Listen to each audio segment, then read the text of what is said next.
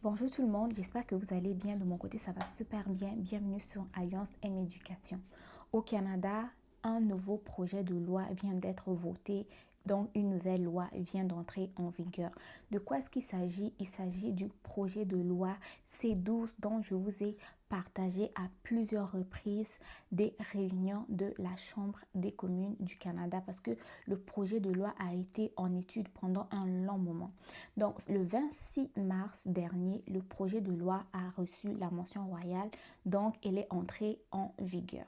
Ce projet de loi vient changer beaucoup de choses, notamment les règles sur les demandes d'asile, et ce projet de loi aussi confère certains pouvoirs aux agents d'IRCC. Donc dans la vidéo d'aujourd'hui, je vais t'expliquer ce qui change vraiment concernant les demandeurs d'asile et aussi en ce qui concerne les agents d'IRCC. Quels sont les pouvoirs qui leur sont confiés désormais. On commence tout de suite avec les demandes d'asile.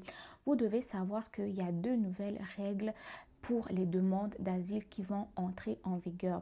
Premièrement, une demande d'asile ne sera pas déférée à la Commission de l'immigration et du statut de réfugié du Canada qu'on appelle CISAR si elle est faite plus d'un an après l'entrée initiale au Canada.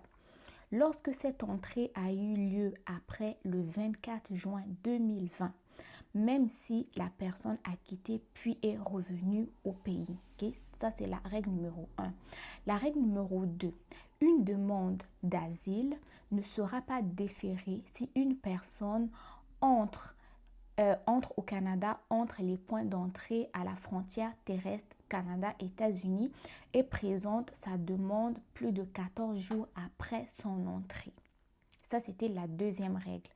Vous devez donc savoir que ces règles s'appliquent aux demandes présentées à compter du 3 juin 2025. Les personnes concernées peuvent toutefois demander un examen de risque avant renvoi afin d'évaluer les risques en cas de retour dans leur pays. Cependant, aucun changement n'est apporté à l'application de l'entente sur les sur les tiers pays sûrs. Okay? Ça, c'était pour les demandeurs d'asile. Donc, deux règles. Première règle, une demande d'asile ne sera pas déférée à la CISAR, si elle est faite plus d'un an après l'entrée initiale au Canada. Lorsque cette entrée a eu lieu après le 24 juin 2020, même si la personne a quitté le Canada et est revenue. Deuxième règle, une demande d'asile ne sera pas déférée si une personne entre au Canada entre les points d'entrée à la frontière terrestre Canada-États-Unis et présente sa demande plus de 14 jours après son entrée au Canada. Donc, les règles s'appliquent aux demandes d'asile présentées à compter du 3 juin 2025 et les personnes qui sont concernées peuvent toutefois demander un examen de risque avant renvoi afin d'évaluer le risque de retour dans leur pays. C'était vraiment important que je répète cette partie parce que je sais que certains d'entre vous vont me redemander dans les commentaires qui n'ont pas compris. Deuxième changement qui intervient avec donc ce projet de loi qui vient d'être voté, c'est la modernisation du processus d'asile. À la suite de l'entrée en vigueur, donc ce 26 mars 2026, des modifications réglementaires sont mises en œuvre progressivement, et ces changements visent à simplifier les demandes en ligne et réduire les duplications parce qu'il y a des fois des dossiers qui sont doublés, déférer uniquement les demandes complètes à la CISR, les demandes d'asile qui sont complètes, tous les documents qui sont fournis. Ensuite de ça, s'assurer que les demandes sont traitées lorsque le demandeur est présent au Canada. Pourquoi? Parce qu'il y a certaines personnes qui vont faire leur demande d'asile et ensuite de ça, retourner dans leur pays. Dans ce cas-là, ce qui va se passer, c'est que les demandes d'asile qui seront traitées uniquement pour des personnes qui sont encore sur le territoire. Ensuite, il va avoir aussi le fait de considérer une demande comme abandonnée si la personne retourne volontairement dans son pays avant qu'une décision soit rendue pour son cas.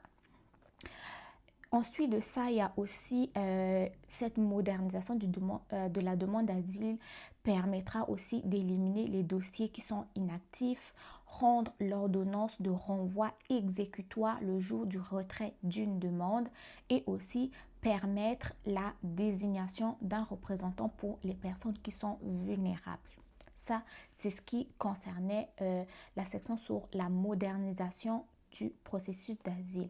Ensuite, il y a aussi une section sur la diffusion des renseignements à l'échelle nationale parce que oui, le projet de loi C12 aussi vient accorder aux agents de services frontaliers à Immigration, Réfugiés, Citoyenneté Canada certains pouvoirs, notamment sur le fait d'avoir accès à certains renseignements à l'échelle nationale.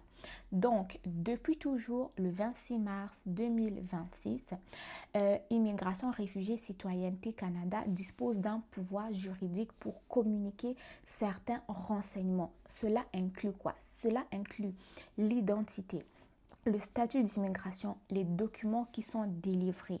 Ces renseignements peuvent être partagés avec des partenaires fédéraux, provinciaux et territoriaux dans le cadre d'ententes écrites.